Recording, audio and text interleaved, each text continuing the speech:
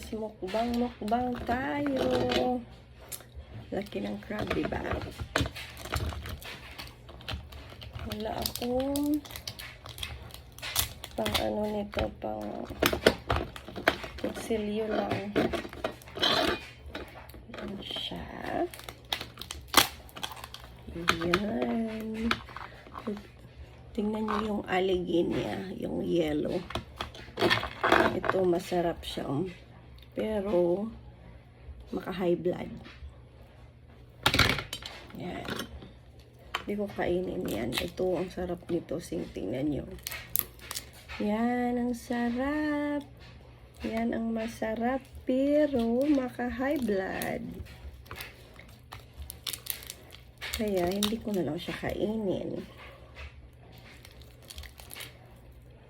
Yung iba, i-ano nila to sa rice, tapos i-mix. Oh my God. See?